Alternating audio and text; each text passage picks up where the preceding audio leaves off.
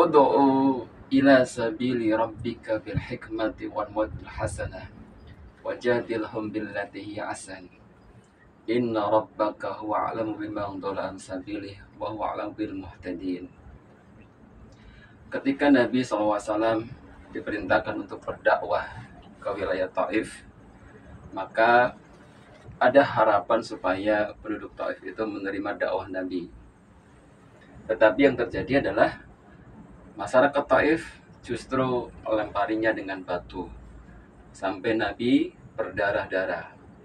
Maka datanglah malaikat Jibril dan malaikat penjaga gunung menawarkan kepada Rasulullah SAW untuk mengangkat gunung-gunung tersebut, menimpukkan ke masyarakat yang telah menyakiti Nabi SAW.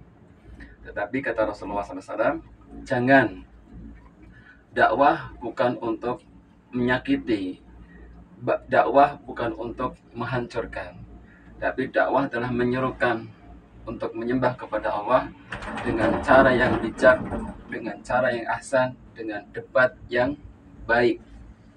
Oleh karenanya Nabi SAW berdoa semoga kelak anak cucu penduduk Taif di suatu hari kemudian hari akan menyembah Allah dan meninggalkan tradisi-tradisi kesyirikan.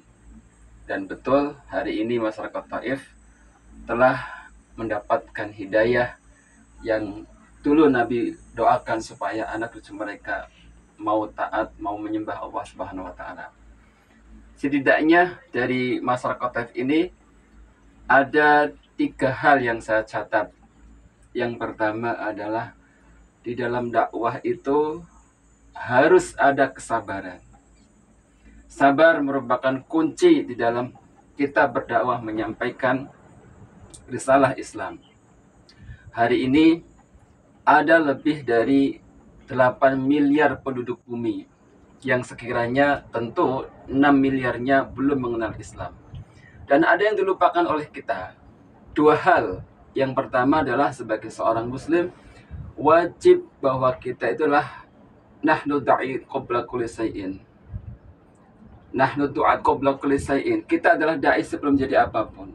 Maka tugas dai itu yang 2 fungsi pokoknya. Yang pertama adalah menyampaikan Islam kepada yang belum berislam. Yang kedua adalah mensolehkan orang-orang muslim yang belum soleh. Sehingga hari ini diperlukan dai-dai di seluruh wilayah manapun, wabil khusus kita di tanah air. Yang kedua, pelajaran yang kita dapat dari Taif ini adalah tentang sikap optimisme, sikap husnudon yang baik kepada Allah Subhanahu wa taala.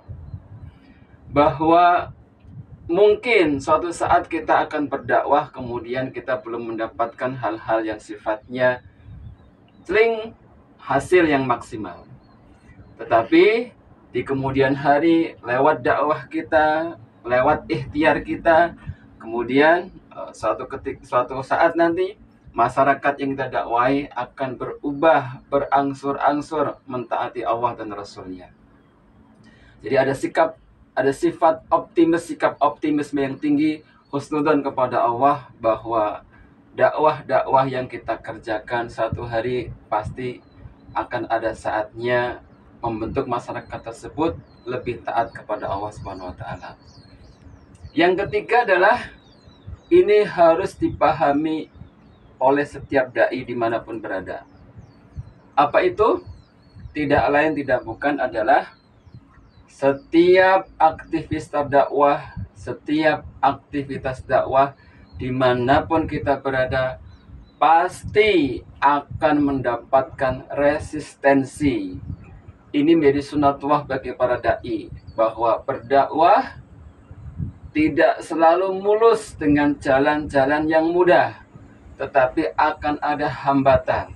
Justru hambatan inilah yang menjadikan diri kita naik levelnya, naik derajatnya, naik kapasitasnya, naik keilmuannya, mendorong kita untuk terus berpikir bagaimana caranya supaya Islam bisa diterima oleh seluruh lapisan masyarakat di mana kita berdakwah.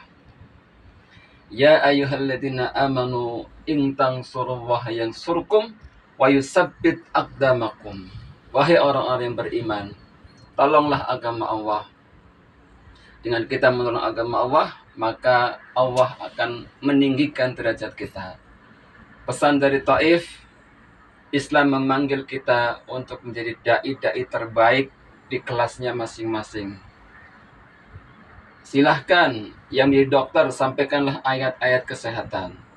Yang di bidang pertanian, sampaikanlah ayat-ayat pertanian.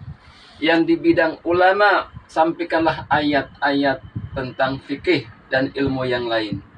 Dan berbagai profesi itu, apapun profesi kita, bingkai dengan keislaman, kemudian kita tunjukkan kepada dunia bahwa Islam benar-benar hadir sebagai rahmatan lil alamin. Semoga dengan pelajaran dari Taif ini, kita tetap sabar dalam berdakwah, tetap husnudzon apapun hasil yang akan kita dapatkan. Kemudian sadari bahwa setiap aktivitas dakwah kita pasti akan ada resistensi atau hambatan-hambatan yang menyertainya. Hasbunallah wa ni'mal wakil, ni'mal maula wa ni'man nasir. Semata-mata dengan kita memohon pertolongan Allah Subhanahu wa taala, insya Allah apapun yang sudah kita sampaikan kepada masyarakat, mudah-mudahan suatu ketika mereka akan kembali taat kepada Allah dan Rasul-Nya. Assalamualaikum warahmatullahi wabarakatuh.